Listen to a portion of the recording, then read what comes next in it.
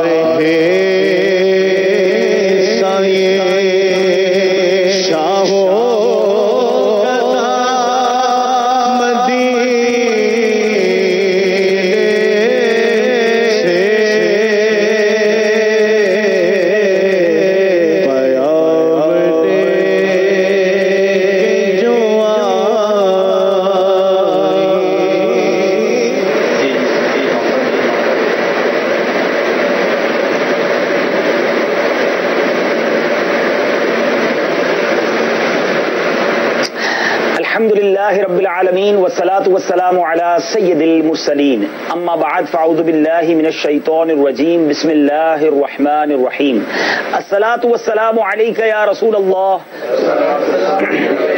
وعلی آلک واصحابک یا حبیب اللہ الصلاة والسلام علیک یا نبی اللہ وعلی آلک واصحابک یا نور اللہ۔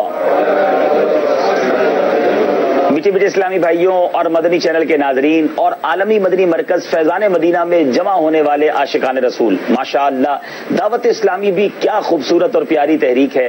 الحمدللہ تبلیغ قرآن و سنت کی غیر سیاسی عالمگیر تحریک کے مدنی ماحول میں مختلف شعبے سے تعلق رکھنے والے اسلامی بھائیوں کی تربیت کا بڑا نرالا اور بڑا انوکھا انتظام ہے۔ ماشاءاللہ اس وقت عالمی مدنی مرکز فیضان مدینہ میں ڈاکٹرز اسلامی بھائی جمع ہیں، جو پروفیسرز اسلامی بھائی ہیں وہ جمع ہیں، اور بہت سارے پروفیشنلز بھی آئے ہوئے ہیں، اور ماشاءاللہ 2 دن سے ان کی تربیت کا اہتمام جاری ہے اور اب اس تربیتی اجتماع کا اختتامی مرحلہ قریب ہے۔ الحمدللہ مکہ مکرمہ کی فضاؤں سے مجھے بھی حاضری دینے کا شرف ملا ہے۔ سب سے پہلے تو رب کریم کی بارگاہ میں دعا ہے کہ اللہ کریم ہم سب کو اس مبارک شہر کی برکت عطا فرمائے۔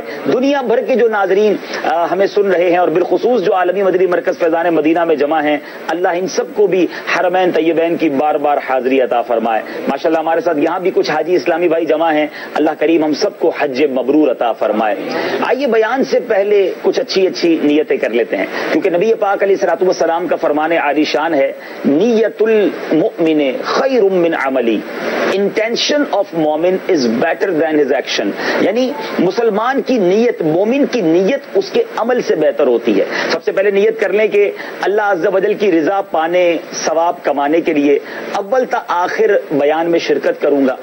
یہ بھی نیت کر لیں کہ بات چیت سے بچتے ہوئے، ادھر ادھر دیکھنے سے بچتے ہوئے، موبائل فون کے استعمال سے بچتے ہوئے، ممکن ہوا تو بیان کی تعظیم کی نیت سے 2 زانوں بیٹھ کر سنوں گا۔ تو جن کے لیے ممکن ہو وہ 2 زانوں بیٹھ جائیں، اور آپ تو پروفیشنلز ہیں، آپ سمجھتے ہیں کہ فوکس جتنا مضبوط ہوگا، کنسنٹریشن جتنی ہوگی، اتنا اچھے طریقے سے کسی بات کو لرن کرنا، اسے سمجھنا آسان ہوتا ہے۔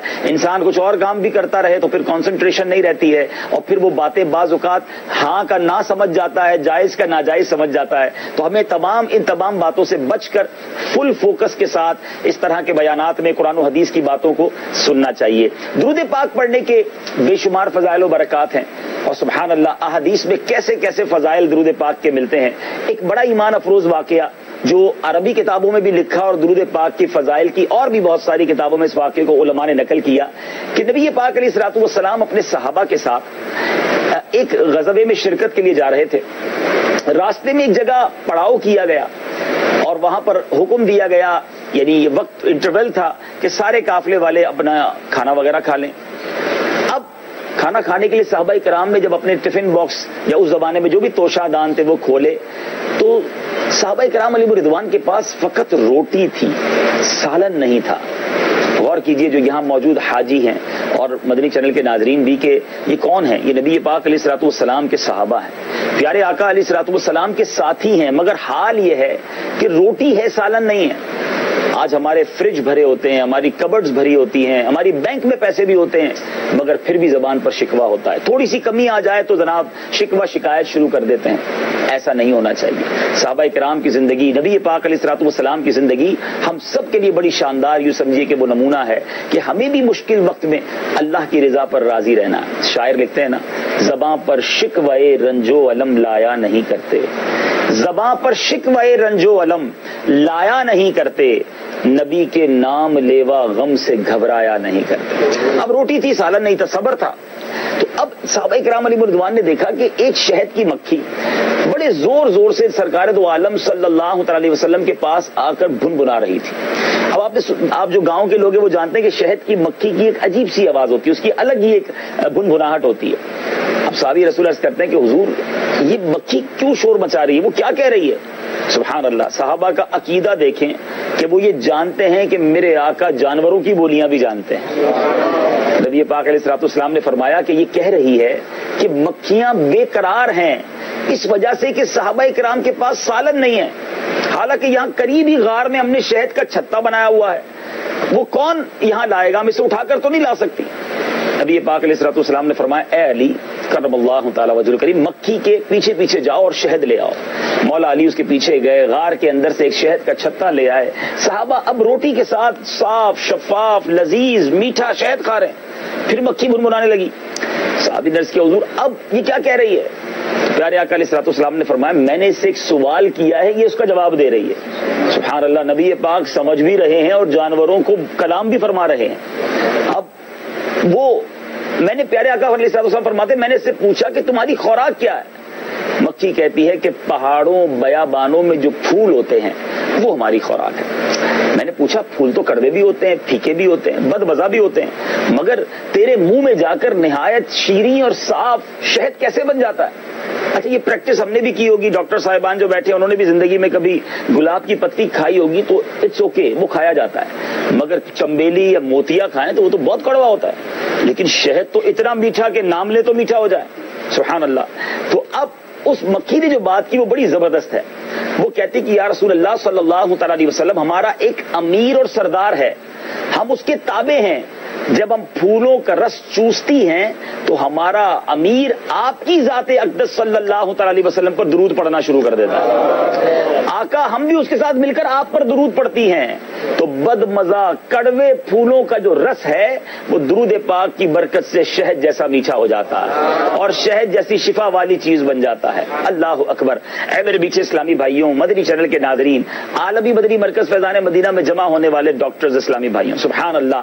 آج سائنس آج کہتی ہے, کچھ 100 سالوں پہلے ہی تحقیق ہوئی نا کہ شہد میں شفا ہے, شہد بیماریوں سے بچاتی ہے. لیکن نبی پاک علیہ الصلوۃ والسلام کی یہ حدیث پاک یہ واقعہ ہمیں بتا رہا ہے کہ یہ شہد شفا والا کیوں ہے. یہ بنتا کس سے ہے؟ سبحان اللہ, یہ بنتا ہے نبی پاک علیہ الصلوۃ والسلام پر درود پاک پڑھنے کی برکت سے. اچھا ایک اور بڑی خوبصورت بات, کیونکہ ڈاکٹرز موجود ہیں اور اسٹڈی انہوں نے بہت ساری فلسفیز پر کی بھی ہوتی ہے. جو ہنی ہے, شہد بنتا کیسے ہے, جو گاؤں کے لوگ ہیں وہ بھی جانتے ہیں.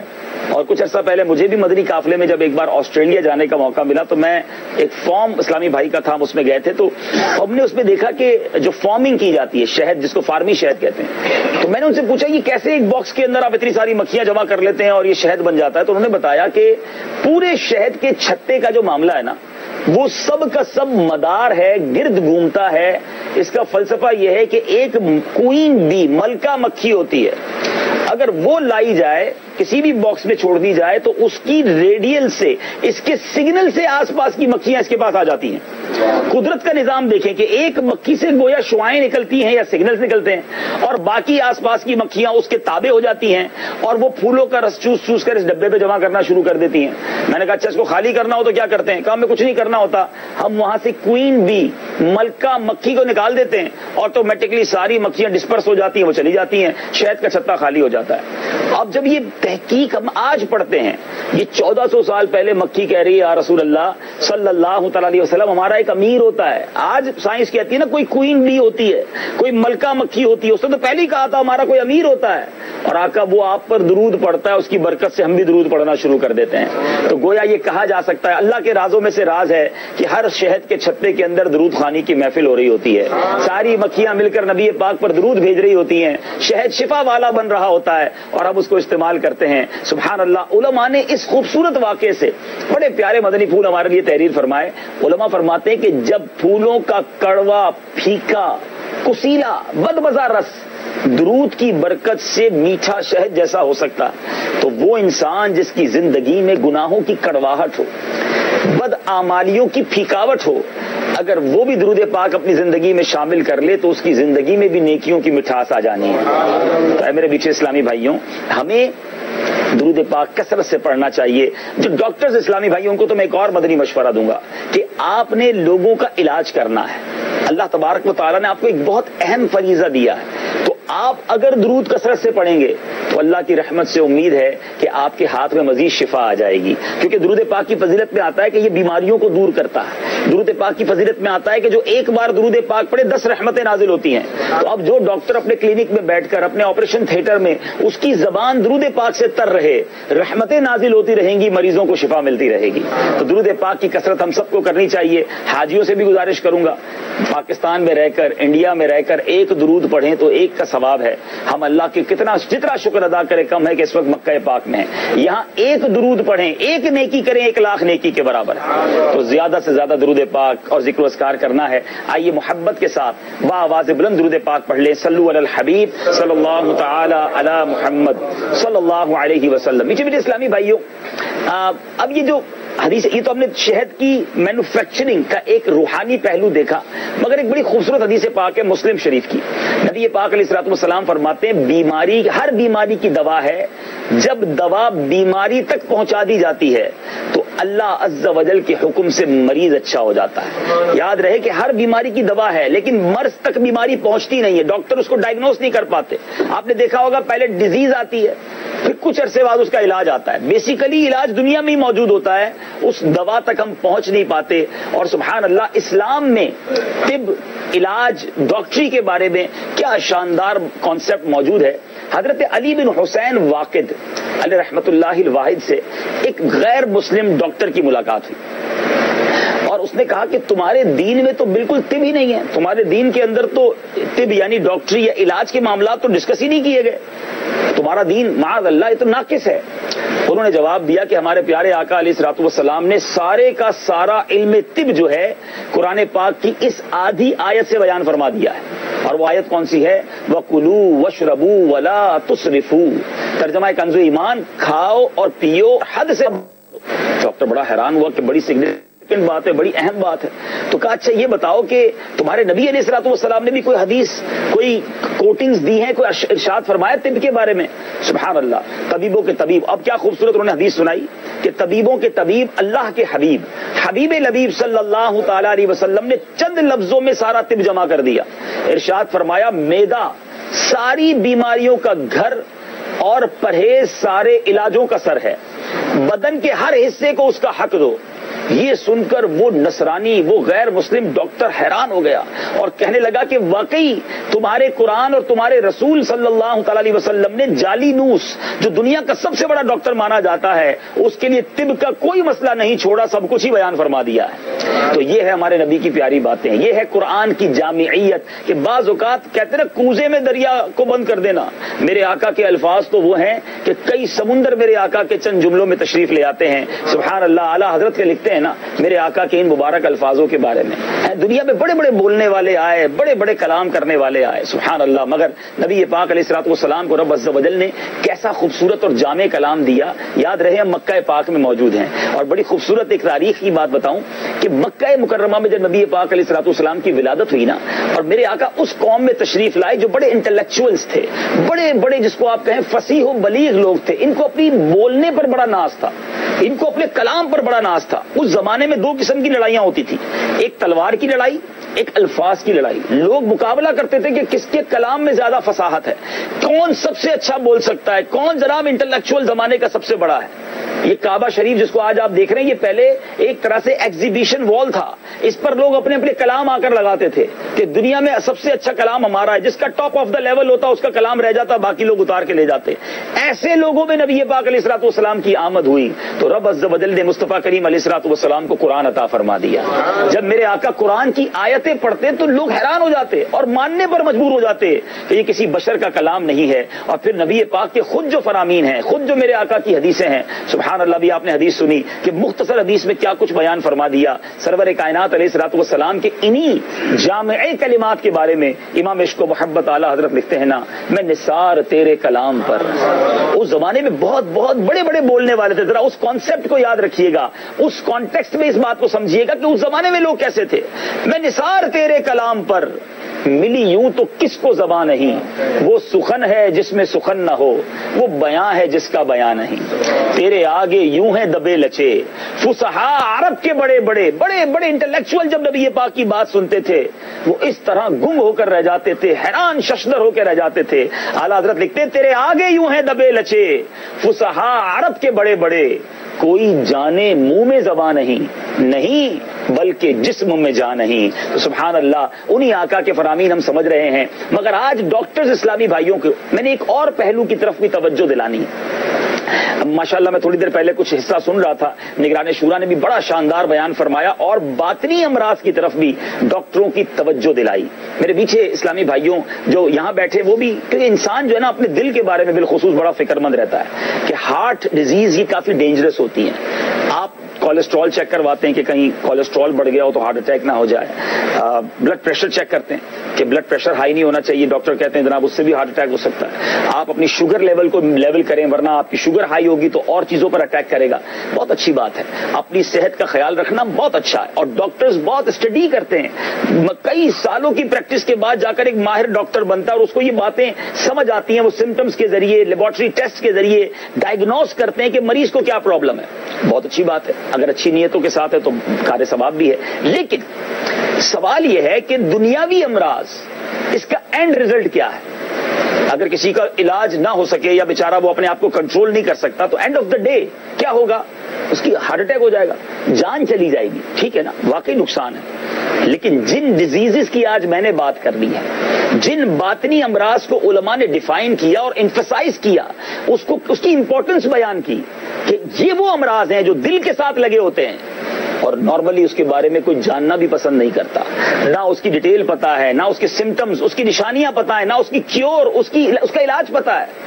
لیکن یاد رکھیے جن بیماریوں کی آج میں نے مختصر بات کرنی ہے یہ وہ بیماریاں ہیں جو ایمان لے لیتی ہیں. مجھے بتائیے بڑی بیماری کون سی ہوئی، جان لینے والی یا ایمان لینے والی؟ اور دوسری بات، بیماری جان لے لینا اور صبر ہو انسان کے اندر تو ثواب ہے. اللہ تعالیٰ اگر بیمار صبر کرے تو جنت عطا فرما دیتا ہے. لیکن یہ وہ بیماریاں ہیں کہ اگر اس پر عمل کرتا چلا جائے، اس کو دور نہیں کرے گا تو ایمان ہی چلا گیا، اور جس کا ایمان چلا گیا وہ تو برباد ہو گیا. تو میں یہاں اسلامی بھائیوں کو بھی جو بدری چینل کے ناظرین ہیں ان کو بھی عرض کرنا چاہتا ہوں کہ جس طرح آپ ہر 2 4 6 مہینے میں لیبارٹری ٹیسٹ کراتے ہیں، سوکے اچھی بات ہے، کرانا چاہیے. میں ڈسکریج نہیں کر رہا دنیاوی علاج کو، لیکن باطنی امراض جو انٹرنل ڈیزیزز ہیں جس کے بارے میں کوئی ٹیسٹ تو کریں، معلومات تو کریں کہ میرے اندر کہیں یہ بیماریاں تو نہیں ہیں. اور میں آج یہ چاہتا ہوں، مدنی پھول یہ پیش کرنا چاہتا ہوں ڈاکٹرز کو کہ آپ نے طویل اسٹڈیز کرنے کے بعد یہ ریئلائز کیا اور یہ آپ نے حاصل کیا کہ آپ مریض کو دیکھ کر چند ٹیسٹ کر کے آپ علاج پہ آ جاتے ہیں، ڈائگنوز کر لیتے ہیں کہ اس کو یہ بیماری ہے، اب اس کی یہ دوائی ہے، اس کا یہ علاج ہے. تو کیا یہ نہیں ہو سکتا کہ آپ باطنی امراض کے بھی ڈاکٹر بن جائیں؟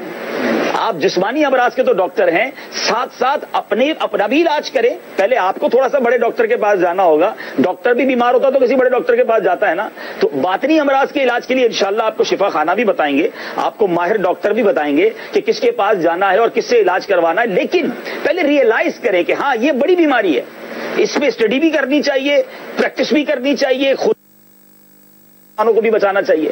امام غزالی علیہ رحمۃ اللہ الوالی فرماتے ہیں، ذرا سمجھیے یہ جو باطنی امراض ہے نا، حجت الاسلام امام محمد غزالی علیہ رحمۃ اللہ الوالی لکھتے ہیں ظاہری اعمال کا باطنی اوصاف کے ساتھ ایک خاص تعلق ہے. اگر باطن خراب ہو تو ظاہری اعمال بھی خراب ہو جاتے ہیں، اور اگر باطن حسد، ریا اور تکبر وغیرہ عیوب سے پاک ہو تو ظاہری اعمال بھی درست ہو جاتے ہیں. انسان کا جو ظاہر ہے نا وہ باطن کا عکس ہوتا ہے، اندر برائی تو ہی بھری ہوئی. اسی طرح میرے پیچھے اسلامی بھائیوں گناہوں کا تعلق عموماً دل سے ہوتا ہے، اس لیے دل کی اصلاح بہت ضروری ہے. امام غزالی فرماتے ہیں جس کی حفاظت اور نگہداشت بہت ضروری ہے وہ دل ہے، کیونکہ یہ تمام جسم کی اصل ہے. یہی وجہ ہے کہ اگر تیرا دل خراب ہو جائے تو تمام اعضاء خراب ہو جائیں گے، اور اگر تو اس کی اصلاح کر لے تو باقی سب اعضاء کی اصلاح خود بخود ہو جائے گی. کیونکہ دل درخت کے تنے کی مانند ہے. بڑی پیاری اگزامپل دی، درخت کا تنا ہوتا ہے نا، پھر اس کے شاخیں ہوتی ہیں. دل درخت کا تنا ہے اور باقی جو پارٹس آف دا باڈی ہیں، اعضاء جو ہیں، یہ شاخیں ہیں.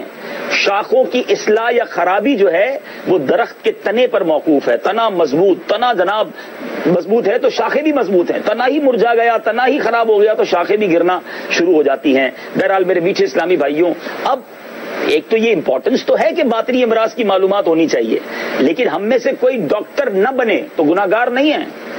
مجھے اور آپ کو اگر شوگر کی تعریف، ڈائبٹک کی تعریف، بلڈ پریشر کی تعریف اور جناب ان بیماریوں کی تعریف نہیں بتا تو ہم گناہگار نہیں ہوں گے. مگر باطنی امراض کی معلومات ہونا یہ ہر مسلمان کے لیے ضروری ہے. نہ معلوم ہونا گناہ ہے. اب دیکھیے امپورٹنس پتہ چل رہی ہے نا. وہ علم سیکھنا بہت اچھی بات ہے، مگر یہ علم سیکھنا ضروری ہے. اعلیٰ حضرت امام اہل سنت لکھتے ہیں کہ باطنی گناہوں کا علم حاصل کرنا بھی فرض ہے. مجدد دین و ملت اعلیٰ حضرت فرماتے ہیں فتاوی رضویہ شریف میں محرمات باطنیہ یعنی باطنی ممنوعات مثلا تکبر، ریا، عجب، حسد، غرور، ان کا علم اور ان کے معالجات یعنی علاج کا علم بھی ہر مسلمان پر اہم فرائض میں سے ہے. اب بتائیے، میں ہاتھ نہیں اٹھواؤں گا، بڑی بڑی ڈگری ہولڈر ہو سکتا ہے آج میرا بیان سن رہے ہوں، عالمی مدنی مرکز فیضان مدینہ میں کسی نے جناب MBBS کیا ہوگا، کسی نے PhD کیا ہوگا، کسی نے بڑی بڑی ڈگریاں حاصل کی ہوں گی، کسی نے یورپ اور امریکہ اور UK جا کر ڈگریز حاصل کی ہوں گی. میں آپ سب سے سوال کرنا چاہتا ہوں کہ وہ تمام علوم آپ نے سیکھے، مگر یہ فرض ہے اور صرف ڈاکٹرز پر نہیں. جتنے مدنی چینل کے ناظرین مجھے سن رہے ہیں اس وقت مکہ مکرمہ میں جتنے حاجی جمع ہیں، ہم سب پر یہ فرض ہے. اللہ سلامت رکھے امیر اہل سنت کو، اللہ سلامت رکھے دعوت اسلامی کے مدنی ماحول کو. ہمیں بھی نہیں پتا تھا کتنی خوبصورت تحریک ہے، کتنا پیارا یہ ماحول ہے جو ہمارے اوپر ضروری چیزیں ہمیں کھول کھول کر بیان کیا جا رہا ہے کہ یہ سیکھ لو، یہ سمجھ لو، یہ یاد کر لو، اس پر عمل کرو، ورنہ کہیں بارگاہ الہی میں جواب نہ دے پاؤ گے تو کدھر جاؤ گے. اب آئیے میرے پیچھے اسلامی بھائیوں، چونکہ وقت مختصر ہے، تھوڑی دیر میں عالمی مدنی مرکز فیضان مدینہ میں اذان کا وقت ہو جائے گا، تو میں آج ایک باطنی امراض تو اتنے ہیں کہ ایک بیان میں بلکہ کئی بیان بھی درکار ہوں گے اور اس میں کچھ مطالعہ بھی کرنا ہوگا، لیکن میں ایک مرض پر ہم سب کی توجہ چاہتا ہوں، اور عموماً ڈاکٹرز میں بھی، مریضوں میں بھی، عام لوگوں میں بھی یہ مرض پایا جاتا ہے. پہلے ایک مختصر واقعہ، پھر اس مرض کے بارے میں کچھ مدنی پھول. ایاز جو ہے سلطان محمود غزنوی کا ایک ادنا غلام تھا، پھر ترقی کرتے کرتے اس کا محبوب ترین وزیر بن گیا. ایاز کی جو کامیابیاں تھی نا، وہ جو حاسدین تھے، درباری تھے، ان کو ایک آنکھ نہیں بھاتی تھی کہ تھوڑا عرصہ پہلے آیا اور بادشاہ کا اتنا قریب ہو گیا. اب وہ موقع کی طاق میں رہتے تھے کہ کبھی تو ایاز کو جو ہے وہ بادشاہ کی نظروں سے گرا دیں. آخر کار انہیں ایک موقع مل ہی گیا. ہوا یوں کہ ایاز کا معمول تھا کہ روزانہ مخصوص وقت میں ایک کمرے میں چلا جاتا اور کچھ دیر گزار کر واپس آتا تھا. درباریوں نے دیکھا کہ یہ روز اکیلا کمرے میں کیا کرنے جاتا ہے. کچھ لوگ ہوتے ہیں جو نیگیٹو ہی سوچتے ہیں، ہر بات میں نیگیٹو پہلو، یہ ادھر کیوں جاتا ہے، یہ ادھر کیوں آتا ہے، یہ اس گاڑی میں کیوں گیا، نیگیٹو ہی سوچتے رہیں گے. ڈاکٹرز میں بھی یہ بوال ہوتا ہے، نہیں نیگیٹو کیوں سوچے، ہمیں حسن ظن رکھنا چاہیے. اب ان درباریوں نے محمود غزنوی کے کان بھرنا شروع کیے کہ ایاز نے خزانے میں سے بہت سارا مال خرد برد کر کے اپنے کمرے میں چھپا رکھا ہے. روز جاتا ہے اور اپنا شاہی خزانے میں جو ہے نا تالا لگا کر مال وغیرہ گنتا رہتا ہے. اچھا، محمود کو حالانکہ ایاز پر بڑا اعتماد تھا، مگر پھر بھی درباریوں کو مطمئن کرنے کے لگا چلو چلتے ہیں. اب وہ وزیر تو بڑے خوش ہو گئے کہ اب کمرہ ٹوٹے گا، تالا ٹوٹے گا، اندر سے جو مال ہے وہ باہر نکلے گا. گئے، دروازے کا تالا توڑا گیا اور وزیر کو جو ہے وہ بادشاہ نے یہ کہہ بھی دیا کہ اندر جو مال ملے وہ سارا تمہارا ہے. دروازہ توڑا، جب اندر گئے خوشی خوشی ایاز کے کمرے میں سارے گھس گئے.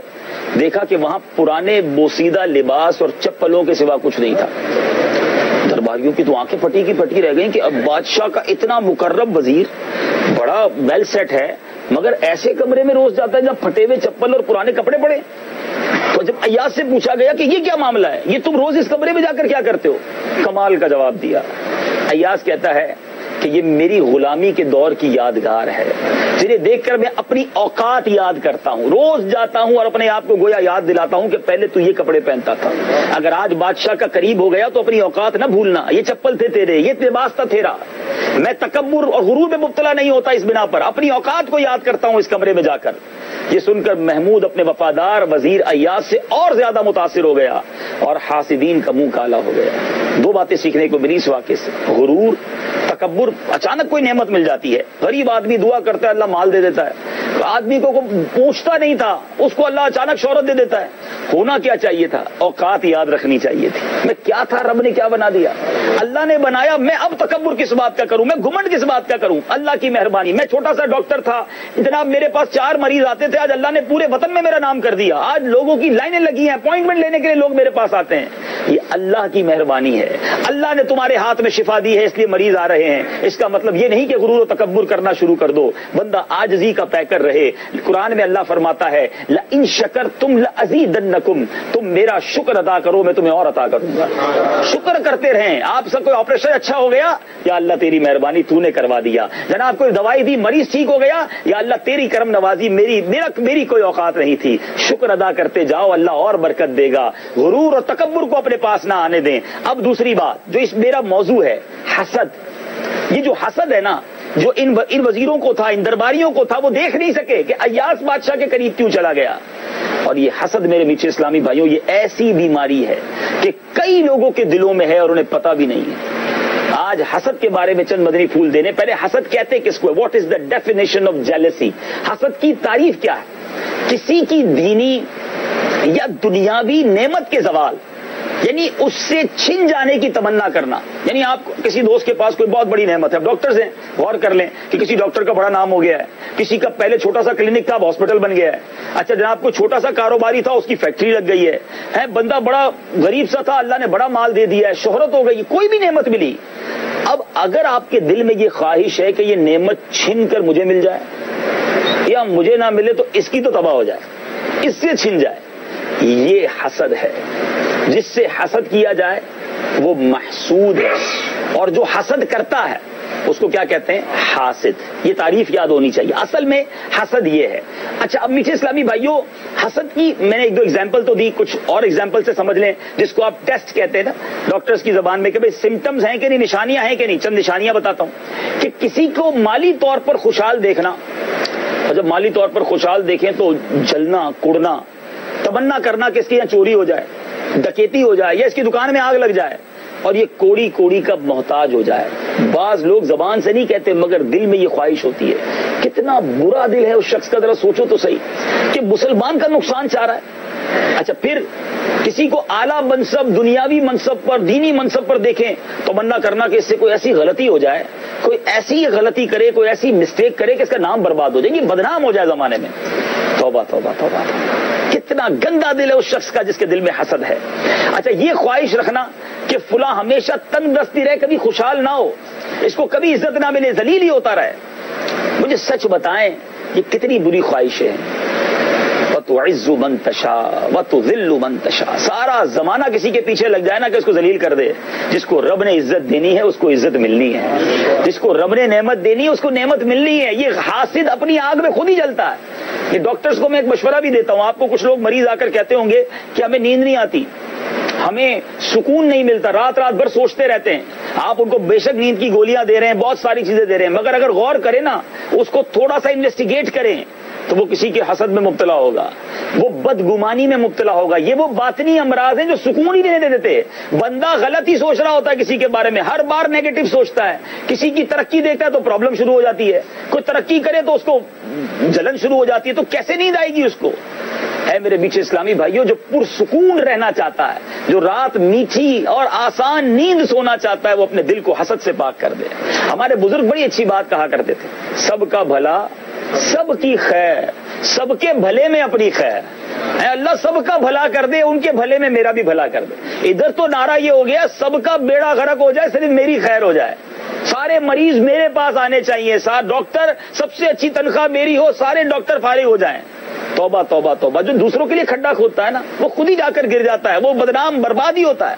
اچھا سوچیں, پازیٹو سوچیں, حسد سے دل کو پاک کریں. امام غزالی علیہ رحمۃ اللہ الوالی نے حاسد کی مثال بڑی دلچسپ دی ہے. جو حسد کرتا ہے نا اس کو ایک مثال کے ذریعے سمجھایا. فرماتے حاسد کی مثال اس شخص کی طرح ہے جو دشمن کو مارنے کے لیے پتھر پھینکے, لیکن وہ پتھر دشمن کو لگنے کی بجائے پلٹ کر واپس پھینکنے والے شخص کے سیدھی آنکھ پر لگے اور وہ پھوٹ جائے. اب اسے اور غصہ ہے, وہ دوسری بار زور سے پتھر پھینکے, دوسری بار بھی اس کو نہ لگے, واپس پلٹ کر آئے, دوسری آنکھ پھوٹ جائے. اب وہ تیسرا پتھر پھینکے تو وہ پھر جناب اس پتھر اس دشمن کو تو نہ لگے, آ کے سر پر گرے اور سر بھی پھٹ جائے. فرمایا شیطان اسی طرح اس کا مذاق کرتا رہتا ہے جو حسد کرنے والا ہے. کیونکہ آپ برا سوچتے ہیں, برا ہوتا تھوڑی ہے. دعا بھی کرے تو دعا تھوڑی قبول ہوگی اس کے لیے کہ آپ کسی مسلمان کے برے کے لیے دعا کر رہے ہیں. اللہ عزت دے رہا ہے, اللہ نعمت دے رہا ہے. یہ حسد بیماری کتنی بری ہے پتہ ہے. نبی پاک علیہ الصلوۃ والسلام فرماتے ہیں, جس کا مضمون حدیث سنیے گا, کہ یہ بڑی بڑی جو ہے نا ڈرانے والی حدیث ہے. نبی پاک علیہ الصلوۃ والسلام فرماتے ہیں حسد کرنے والے, چغلی کھانے والے اور کاہن کا مجھ سے اور میرا ان سے کوئی تعلق نہیں ہے. اب نبی پاک سے تعلق نہ رہا تو پھر کیا کرنا ہے؟ پھر تو بچت کا راستہ ہی نہیں نا. ایک اور جگہ نبی پاک علیہ الصلوۃ والسلام فرماتے ہیں حسد ایمان کو اس طرح بگاڑ دیتا ہے جیسے ایلوا شہد کو بگاڑ دیتا ہے. ایمان خراب کرنے والی بیماری ہے. Try to understand. دل میں جس کی حسد ہے وہ کیسے برکتوں کو پائے گا؟ فارغ کریں اپنے دل کو حسد سے, کسی کا برا نہ چاہیں. اچھا یہ ایک بات بتا دوں کہ حسد ہوتا کس کو کس سے؟ ڈاکٹر کو ڈاکٹر سے حسد ہوگا, ڈاکٹر کو امام صاحب سے حسد نہیں ہوگا. کیونکہ جو پروفیشنل ایک ہوتے ہیں نا, اگر کوئی کاروباری ہے اس کو کاروباری سے حسد ہوگا, یار میری بھی دکان کپڑے کی, اس کی بھی کپڑے کی, یہ کیوں ترقی کر رہا ہے. نعت خواں کو نعت خواں سے ہو جائے گا, عالم کو معاذ اللہ جن کو ہو سکتا ہے وہ دوسروں سے ہو جائے گا. تو جس فیلڈ سے ہمارا تعلق ہے نارملی اس فیلڈ کے لوگوں سے حسد ہو جاتا ہے. فیملی میں ہو جاتا ہے, بھائی بھائی کو بھائی سے ہو جاتا ہے. ایک بھائی ترقی کر رہا ہے دوسرا بھائی دیکھ ہی نہیں سکتا. ایک بہن اپنے گھر میں سکھی ہے, دوسری بہن کو وہ سکھ نہیں ملا, بہن بہن حسد ہو جائے گا. یہ شیطان موجود ہے کہ دلوں کے اندر داخل ہو کر یہ بیماری داخل کر رہا ہے. ہم اس کو بہت نارمل لے رہے ہوتے ہیں. یہ ایمان برباد کر دے گی, خدا را سمجھیے. اور اب میں بتاتا ہوں یہ حسد کرنے والا بیسیکلی آرگیومنٹ, اعتراض کس پر کر رہا ہے؟ ذرا مجھے بتائیے, نعمت دینے والا کون ہے؟ شہرت دینے والا کون ہے؟ خوبصورتی دینے والا کون ہے؟ اولاد دینے والا کون ہے؟ ارے جب سب دینے والا اللہ ہے تو میں کون ہوتا ہوں اعتراض کرنے والا؟ حسد کرنے والا ڈائریکٹلی رب عز و جل پر اعتراض کر رہا ہوتا ہے کہ یا اللہ تو نے اس کو کیوں دیا, مجھے کیوں نہیں دیا؟ ارے رب دے رہا ہے نا, وَتُعِزُّ مَن تَشَاءُ وَتُذِلُّ مَن تَشَاءُ. اللہ دینے والا ہے, تم کون ہوتے ہو اعتراض کرنے والے؟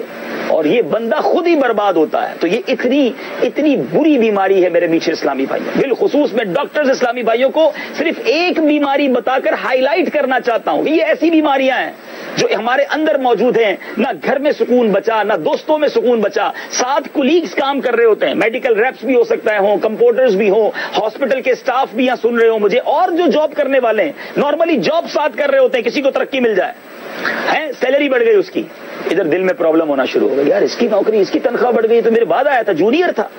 اللہ کے بندے تم رب سے دعا کرو یا اللہ اس کی بڑی میری بھی بڑھا دے. یہ ٹھیک ہے, یہ فرق یاد رکھیے گا. حسد یہ ہے کہ اس کی چھین کر مجھے مل جائے یا اس کی بھی برباد ہو جائے, یہ حرام جہنم میں لے جانے والا کام. ایک حسد کی قسم ہے رشک, جس کو غبطہ کہتے ہیں عربی میں. اس کی تعریف علماء نے یہ لکھی کہ کسی کو نعمت ملی, کوئی بہت خوبصورت ہے, کوئی بڑا اچھا بیان کرتا ہے, کوئی بہت مالدار ہے, کسی کی بڑا نام ہے, آپ چاہتے ہیں یا اللہ یہ نعمت اس کو دی مجھے بھی دے دے, اس کو بھی برکت دے مجھے بھی دے دے, اٹس اوکے. لیکن رشک بھی علماء نے لکھا کہ بندہ نیکیوں میں کرے. ہم مالداروں میں رشک کرتے ہیں, اس کو بنگلہ ملا مجھے بھی مل جائے. بھائی جو نیک بن گیا, عالم بن گیا, حافظ بن گیا, حاجی بن گیا, اللہ کی بارگاہ میں مقبول ہو رہا ہے, یا اللہ مجھے بھی ایسا بنا دے, رشک اس پر کرے تو زیادہ اچھا ہے. تو سمجھ آ رہی ہے بات؟ اب نارملی کیا ہوتا ہے, ساتھ جاب کر رہے ہیں, کھانا بھی ساتھ کھاتے ہیں روزانہ, لیکن دل میں جلن ہے. اس نے موٹر سائیکل لے لی, مجھے پرابلم ہو گئی, اچھا گاڑی لے لی. اچھا عجیب دل ہے نا, جس کے اندر حسد ہے نا, وہ اپنے دل کے بارے میں غور کرے. اتنا گندا دل ہے اس کا کہ دوست نے آ کر کہا کہ آؤ ذرا نیا گھر لیا آپ کو دکھانا ہے. اس کے گھر گئے, بریانی بھی کھائی, کھانا بھی کھایا, باہر نکل کے 2 نمبر کے پیسوں سے گھر بنایا ہوگا, سود کے پیسوں سے بنایا ہوگا, حرام کماتا ہے جب اتنا بڑا گھر بنایا ہوگا. اللہ کے بندو تم ہوتے کون ہو کسی پر اعتراض کرنے والے؟ بریانی بھی کھا لی, مٹھائی بھی کھا لی, گاڑی دیکھ کر, اچھا اس کے سامنے بڑی تعریف کریں گے, بہت اچھی گاڑی لی ہے, جیسے ہی جائے گا تو دوسروں کو کہیں گے سود کے پیسوں سے لی ہوگی گاڑی. اچھا اب جس کے دل میں حسد ہے نا, اگر اس کو اطلاع ملتی ہے, یہ بھی سنیے گا, یار وہ پتا چلا فلاں کی گاڑی لگ گئی, ایکسیڈنٹ ہو گیا, جل گئی گاڑی, یہ فلاں کی فیکٹری میں آگ لگ گئی, وہ فلاں ڈاکٹر صاحب نہیں ہے, ہاں یار ان کا بیچاروں کا ایک آپریشن خراب ہو گیا اور ان کی بڑی بدنامی ہو گئی. اچھا اس کے سامنے کہیں گے او ہو یہ تو بہت برا ہوا, بہت افسوس ہوا, دل میں لڈو پھوٹ رہے ہیں, میں تو چاہتا یہی تھا یہ ڈاکٹر صاحب برباد ہو جائیں, میں تو چاہتا یہی تھا کہ جناب یہ جو ہے نا یہ اس کا کاروباری تباہ ہو جائے. سوچئے وہ شخص جس کا دل کتنا گندا ہے اور وہ کس طرح مسلمانوں کے بارے میں برا سوچ رہا ہے. تو یہ وہ ریئلائز کروانا مقصود ہے کہ کہیں مجھے اور آپ کو حسد تو نہیں ہو گیا. میں نے کچھ نشانیاں بتائیں, 1-2 اور لیبارٹری آپ ٹیسٹ کرواتے ہیں نا جو ڈاکٹر صاحبان مجھے سن رہے ہیں, چلیں آج ایک مدنی ٹیسٹ میں آپ کو بتا دیتا ہوں, ہم سارے اپنا کر لیتے ہیں. کوئی آپ کی زندگی میں ایسا ہے, اور کرتے ہیں, اب ایک ٹیسٹ کرتے ہیں, آپ کی فیملی میں, آپ کے کاروباری کولیگز میں, غور کریں کوئی ایسا ہے دنیا میں کہ یار جب اس کو کوئی ترقی ملتی ہے مجھے پرابلم شروع ہو جاتی ہے. غور کریں, دوستوں میں, کاروباری لوگوں میں, رشتہ داروں میں, یا کوئی اس کی تعریف کرے میرے سامنے، یار ماشاءاللہ وہ کیا اسلامی بھائی ہے، کیا اللہ نے اس کو برکت دی ہے، کیا بولتا ہے، فلاں کو کتنا اللہ نے نعمتوں سے دیا ہے، جیسے اس کے بارے میں کوئی بات کرتا ہے میں کہتا ہوں یار کوئی اور موضوع کرو نا بھائی، اس کی بات کیوں کر رہے ہیں؟ اس کی تعریف مجھے اچھی نہیں لگتی، سمجھ رہے؟ یہ چیک کروا رہا ہوں میں، آپ کو ٹیسٹ کروا رہا ہوں۔ اچھا وہ سامنے آ جائے اور آپ سے ہاتھ ملائے تو آپ کا جی نہیں چاہتا اس سے ملاقات، بڑی جس کو کہتا ہے دل پہ پتھر رکھ کے آپ ملتے ہیں، خوشی نہیں ہوتی آپ کو اس سے ملنے سے۔ یہی تو وہ علامتیں ہیں کہ آپ کے دل میں کہیں اس کے لیے حسد تو نہیں ہوگی۔ اچھا کسی کی تکلیف، کسی کی مصیبت، کسی کی پریشانی کی خبر ملے ہیں، اب دل میں کیفیت کیا ہوتی ہے؟ سکون ہو گیا، اچھا وہ اس کو پرابلم ہو گئی، بیمار ہو گیا، اچھا نقصان ہو گیا۔ اگر دل میں اطمینان ہو رہا ہے تو آپ سوچے میں کتنا گندا دل لے کے بیٹھا ہوں کہ مجھے مسلمان کی تکلیف پر اطمینان ہو رہا ہے۔ نہیں میرے پیچھے اسلامی بھائی، یہ ہے وہ بیماری جس کے سمٹمز بھی میں نے آپ کو کچھ بتائے، کچھ حدیثوں کے ذریعے اس کی خطرناک یہ مرض کتنا یہ بھی بتایا، یہ کتنا بڑا نقصان پہنچا سکتا ہے یہ بھی عرض کیا۔ اب علاج بھی بتا دیتا ہوں، ویسے آپ ڈاکٹرز جمع ہیں دنیا بھر میں، کہاں کہاں سن رہے ہوں گے، لیکن چلیں میں بھی کچھ علاج پیش کرتا ہوں۔ میں کیا علاج پیش کروں گا؟ قرآن و حدیث سے علماء نے علاج عطا فرمائے کہ اب اگر کسی کو یہ ریئلائز ہو گیا ہے کہ ہاں مجھے حسد ہو گیا ہے تو اب اس کے علاج بھی لکھے علماء نے، سبحان اللہ۔ سب سے پہلے تو یہ کہ بندہ توبہ کرے، اللہ سے توبہ کرے، اے اللہ میرے دل کو صاف کر دے، میرے دل کو پاک کر دے، یہ باطنی مرض تو ہی دور کر سکتا ہے۔ میں آج بلکہ ہم مکہ پاک میں دعا کرتے ہیں، یا اللہ ہمارے سب کے دلوں کو صاف فرما دے، حسد سے پاک کر دے، غیبت سے پاک کر دے، تکبر سے پاک کر دے، اے اللہ عجوب اور خود پسندی سے پاک کر دے، ریاکاری ہمارے دلوں سے نکال دے، بدگمانی نکال دے، ہمارے دل کو پاک و صاف کر کے سرکار علیہ الصلوۃ والسلام کے عشق کا مدینہ بنا دے۔ تو سب سے پہلے تو دعا، اپنی دعاؤں میں جب تک آپ اپنے آپ کو بیمار نہیں سمجھیں گے علاج نہیں کریں گے۔ میں مانتا ہوں، ہم سب کو یہ ماننا چاہیے کہ ہم بیمار ہیں، ہم گناہوں کے امراض کے مریض ہیں۔ جس طرح آپ ڈاکٹر کے پاس جا کے اپنے شوگر، بلڈ پریشر، کمر کے درد، سینے کے درد، پھیپڑوں کے درد، کڈنی کا علاج کراتے ہیں، خدا را گناہوں کا علاج کروائیے۔ یہ دنیاوی بیماریاں تو مراتب بڑھا دیتی ہیں صبر کرنے پر، یہ گناہوں کی بیماریاں ایمان برباد کر دیتی ہیں۔ ہم سب کو اپنی بیماریوں کا علاج کروانا چاہیے، تو توبہ کریں۔ پھر بڑا خوبصورت علماء نے بڑا پیارا انداز بتایا کہ دعا کرے۔ پھر اسی طرح جس سے حسد ہو گیا نا، اب ریئلائز کرے کہ یار فلاں آدمی کی تعریف نہیں سن سکتا، اب اس کے پاس جائے اور اس کو تحفہ پیش کرے۔ یہ بڑا مشکل کام ہے یار، جس سے جو برا لگ رہا ہے اس کو تحفہ کیسے دوں گا؟ یہی تو علاج ہے نا۔ انجیکشن اچھا لگتا ہے آپ کو؟ آپریشن کس کو اچھا لگتا ہے کہ کاٹ دو ڈاکٹر صاحب؟ کسی کو اچھا نہیں لگتا، لیکن کٹواتے ہیں نا، انجیکشن لگاتے ہیں، ڈرپ لگاتے ہیں، ٹانکے لگواتے ہیں، کیوں؟ کہ ٹھیک ہو جائے۔ اب یہ حسد کو ٹھیک کرنا ہے تو دل پر پتھر رکھ کے اسے تحفہ دیں۔ اچھا پھر ایک اور مشکل کام، اس کے لیے دعا کریں نماز کے بعد، ہر نماز کے بعد، یہ جب موقع ملے، یا اللہ میرے اس بھائی کو اور ترقی دے۔ آپ کو اس کی خوبصورتی سے پرابلم ہے نا، یا اللہ اس کے حسن میں اور برکت دے۔ آپ کو اس کی شہرت سے پرابلم ہے، یا اللہ اس کو اور شہرت دے۔ آپ کو اس کی دولت سے پرابلم ہے، یا اللہ اس کو میرے بھائی کو اور مال دے۔ حالانکہ بہت بھاری لگے گا یہ دعا کرنا کہ یار اس کے مال سے ہی تو پرابلم ہے مجھے، لیکن علماء کہتے ہیں جب یہ دعا کرے گا نا تو اللہ دل کو صاف کرنا شروع کر دے گا۔ اچھا پھر کیا ہوگا؟ اب اس کو ترقی ملے گی، مال بڑھ گیا اس کا، آپ کو کوئی بتائے گا یار پتہ چلا اس نے کیا اور فیکٹری لگا لی، تو اب آپ کہیں گے یار میں ہی تو دعا کر رہا ہوں، بڑھ گئی تو اچھی بات ہے، اب تو آپ نے تو دعا کی تھی نا بڑھنے کے لیے۔ تو یہ وہ علاج ہیں جو تھوڑے مشکل ہیں لیکن اس کو کرنا پڑے گا، ورنہ کہیں یہ حسد قبر میں لے کر چلے گئے ساتھ اور اللہ ناراض ہو گیا تو برباد نہ ہو جائیں۔ اور اپنے بیان کے آخر میں میں ڈاکٹر صاحب کو، جو ڈاکٹر صاحبان مجھے عالمی مدنی مرکز میں سن رہے ہیں، مدنی چینل کے ناظرین، میں ایک بات اور کرنا چاہتا ہوں۔ میں نے بہت مختصر بیان میں ایک بیماری کو ہائی لائٹ کیا ہے، اور دیکھیے جو خود پسندی، ریاکاری، یہ دل کے ایسے ایسے امراض ہیں جس کو پڑھنا پڑے گا، سمجھنا پڑے گا۔ تو اس کے لیے کہاں جائیں، کون سی لیبارٹری میں ٹیسٹ کروائیں، کون سے شفا خانے میں جائیں؟ دنیا کا بھی دستور ہے نا کہ دنیا میں بھی بندہ ایسے ڈاکٹر سے علاج کراتا ہے، لوگ پوچھتے ہیں یار مجھے آپریشن کرانا ہے، کس سے کرواؤں؟ تو آپ کہتے ہیں وہ فلاں ڈاکٹر کے پاس جانا، میں نے بھی آپریشن کرایا تھا، علاج بڑا اچھا ہو گیا تھا۔ اور کئی مریض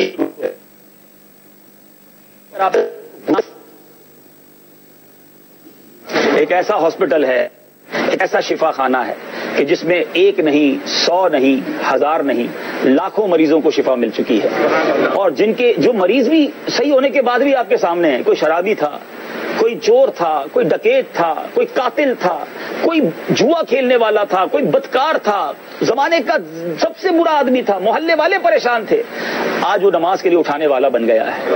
عید کی نماز نہ پڑھنے والے کو مسجد کا امام بنا دیا گیا ہے. جس کے چہرے پر ہر وقت فیشن رہتا تھا, آج سنتوں بڑی داڑھی ہے, سر پر امامہ ہے, سنتوں کا لباس ہے, لاکھوں لوگوں کو شفا ملی ہے. وہ شفا خانہ کون سا ہے؟ وہ شفا خانہ دعوت اسلامی کا مدنی ماحول ہے. اچھا, دنیا کے ڈاکٹرز کے پاس جائیں, ہاسپٹلز میں جائیں تو فیس بھی دینی پڑتی ہے. علاج کے لیے داخل ہونے کی بھی جناب بڑی بڑی خرچے کرنے پڑتے ہیں. دعوت اسلامی کے مدنی ماحول میں آنے کی کوئی فیس نہیں ہے. ہماری کچھ دوائیں ضرور ہیں مگر وہ کڑوی نہیں ہیں, بڑی میٹھی میٹھی دوائیں ہیں. امیر اہل سنت نے مدنی انعامات کی صورت میں 72 دوائیاں عطا فرما دی ہیں. مدنی قافلے کی صورت میں یوں سمجھیے 3 دن کا 12 دن کا پورا ٹریٹمنٹ کورس عطا کر دیا ہے. آپ ایڈمٹ ہاسپٹل میں ہوتے ہیں نا, ہاسپٹل میں ایڈمٹ نہ ہو, 3 دن کے لیے اللہ کے گھر میں ایڈمٹ ہو جائیے, 3 دن کے مدنی قافلے میں آ جائیے, انشاءاللہ زبردست آپریشن ہو جائے گا. اللہ نے چاہا بہت ساری بیماریاں دور ہو جائیں گی. تو ڈاکٹر صاحبان بھی اس علاج کروانے کے لیے ہمارے پاس آ جائیے, انشاءاللہ اپنا بھی علاج کروا لیجئے اور اس کے بعد نیت کیجئے کہ ہم اپنے مریضوں کا جسمانی مرضوں کے علاج کے ساتھ ساتھ باطنی امراض کا علاج بھی شروع کر دیں گے. میں نے ایک بات بڑی دیکھی ہے کہ مریض ڈاکٹر کی بات بڑی توجہ سے سنتا ہے. کیا ایسا نہیں ہو سکتا کہ میرے ڈاکٹر اسلامی بھائی دوائی ڈسکرپٹ کرنے کے ساتھ ساتھ یہ بھی کہہ دیں کہ 5 وقت پابندی سے نماز بھی پڑھا کریں, کوئی ایک رسالہ بھی تحفے میں دے دیں. 500-1000 روپے آپ کی فیس ہوتی ہے, 200 روپے فیس ہوتی ہے, 5-10 روپے کا ایک رسالہ آتا ہے. اپنی ٹیبل پر اگر آپ چند امیر اہل سنت کی تحریر کردہ مبارک رسائل رکھ لیں, ہر مریض کو آپ دیں کہ دیکھیں دوائی بھی روز لیجیے گا لیکن 5 وقت نماز بھی آپ نے پڑھنی ہے, اللہ شفا دینے والا. یہ رسالہ پڑھ کے اگلی بار آپ کہتے ہیں 1 مہینے بعد آئیے گا میرے پاس, تو یہ بھی کہہ دیجیے کہ رسالہ پڑھ کے آئیے گا, اس سے بھی سوال کروں گا. کیا پتا آپ کا رسالہ دینے کی برکت سے کوئی نمازی بن گیا, کوئی گناہ چھوڑنے والا بن گیا, غیبت چھوڑنے والا بن گیا.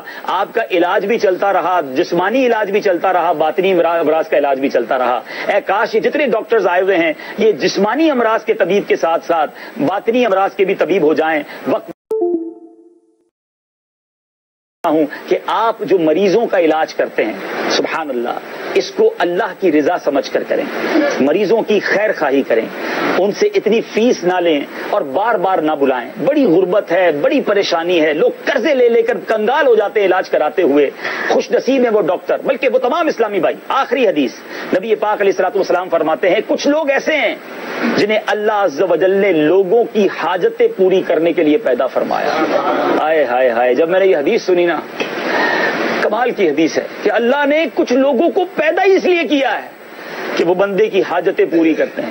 آقا فرماتے ہیں لوگ حاجت کے وقت ان سے رجوع کرتے ہیں, یہی وہ لوگ ہیں قیامت کے دن اللہ عز و جل کے عذاب سے محفوظ ہوں گے. اے ڈاکٹر اسلامی بھائیوں, آپ اس فضیلت کو پا سکتے ہیں. آپ حاجتیں پوری کیجئے, نہیں ہے مرض بیچارے کے پاس پیسے نہیں ہے, رعایت کیجئے, زیادہ ٹیسٹ لکھ کر نہ دیجئے, بار بار نہ بلائیے. جو آپریشن کی ضرورت نہیں ہے تو آپریشن نہ کیجئے, اچھی خیر خواہی کیجئے, اچھا مشورہ دیجئے. اللہ عذاب دور فرما لے, مجھے اور آپ کو جنت میں داخل کر دے. کیا پتا آج میں کسی مریض کا بھلا کر دوں, وہ ہاتھ اٹھائے اللہ سے, اللہ میرے امراض دور کر دے, میری مغفرت فرما دے.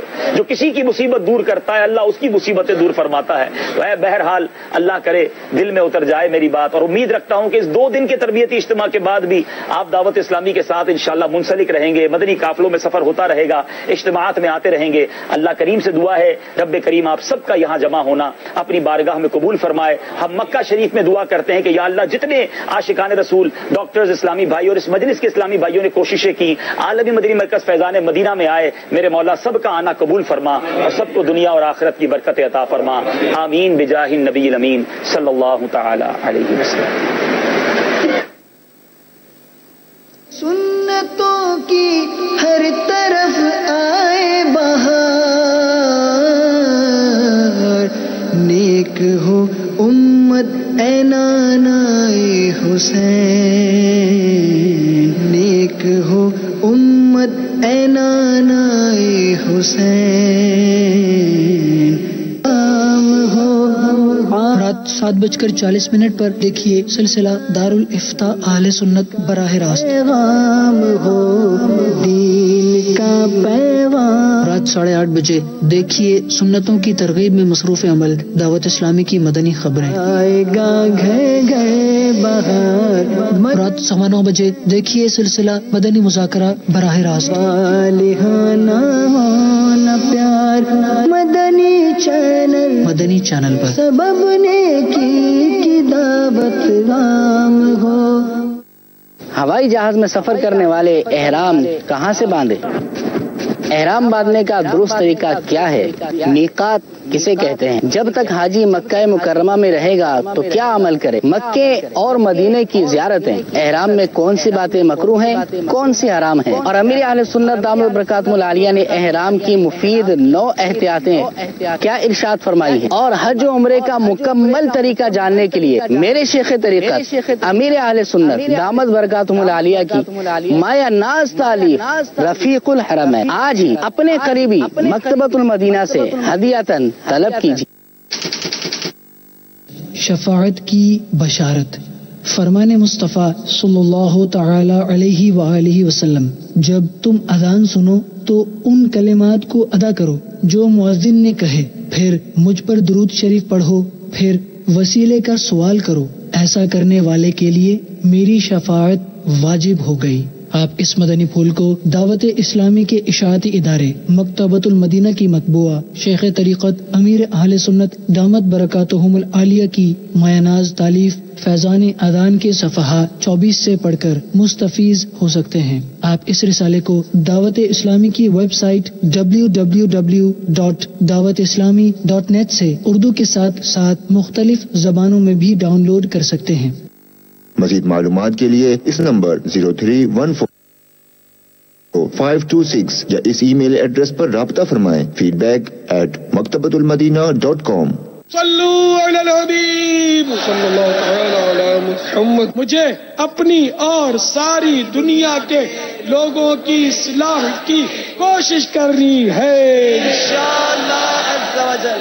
عاشقان رسول متوجہ ہوں، باب المدینہ کراچی میں اذان مغرب کا وقت ہو چکا ہے۔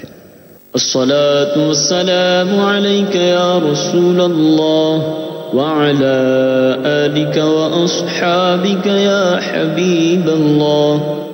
عاشقان رسول متوجہ ہوں، براہ راست ہونے والی اذان سنتے ہی اللہ عز و جل کی رضا کے لیے گفتگو اور کام کاج روک کر اذان کا جواب دینے کی عادت بنائیں اور ڈھیروں نیکیاں کمائیں، مگر یہ اذان ریکارڈ شدہ ہے، اس کا جواب دینا ضروری نہیں۔ اللہ اکبر اللہ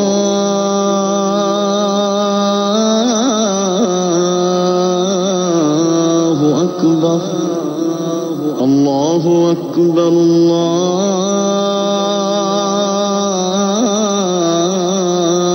اللہ اکبر۔ اشہد ان لا الہ الا اللہ اشہد ان لا الہ الا اللہ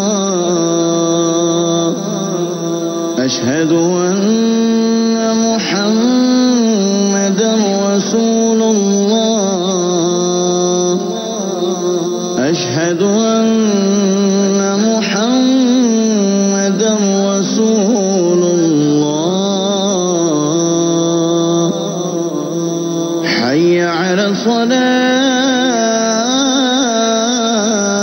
الصلاة حي على الصلاة حي على الفلاح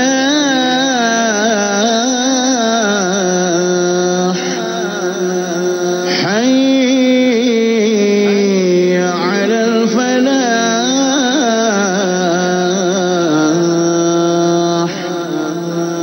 اللہ اکبر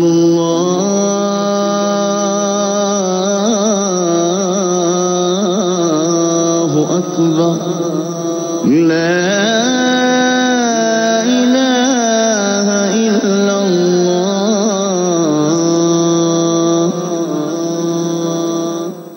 الصلاة والسلام عليك يا نبي الله وعلى آلك وأصحابك يا نور الله۔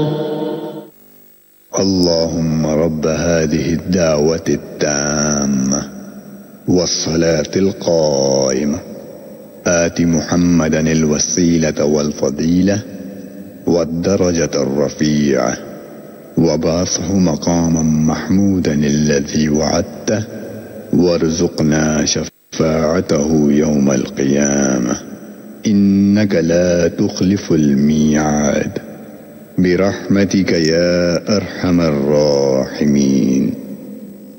اے اللہ عز و جل، اس دعوت تامہ اور صلاۃ قائمہ کے مالک، تو حضرت محمد صلی اللہ تعالی علیہ وآلہ وسلم کو وسیلہ اور فضیلت اور بہت بلند درجہ عطا فرما، اور ان کو مقام محمود میں کھڑا کر جس کا تو نے ان سے وعدہ کیا ہے، اور ہمیں قیامت کے دن ان کی شفاعت نصیب فرما. بے شک تو وعدے کے خلاف نہیں کرتا. ہم پر اپنی رحمت فرما، اے سب سے بڑھ کر رحم کرنے والے. مغفرت کی بشارت. حضرت سیدنا انس رضی اللہ تعالی عنہ سے مروی ہے کہ نبی رحمت، شفیع امت، شہنشاہ نبوت، تاجدار رسالت صلی اللہ تعالی علیہ وآلہ وسلم نے فرمایا، جس نے نماز کے بعد یہ کہا تو وہ مغفرت یافتہ ہو کر اٹھے گا. سبحان اللہ العظیم وبحمدہ لا حول ولا قوت الا باللہ. ترجمہ: پاک ہے عظمت والا رب، اور اسی کی تعریف ہے، اور اسی کی عطا سے نیکی کی توفیق اور گناہ سے بچنے کی قوت ملتی ہے.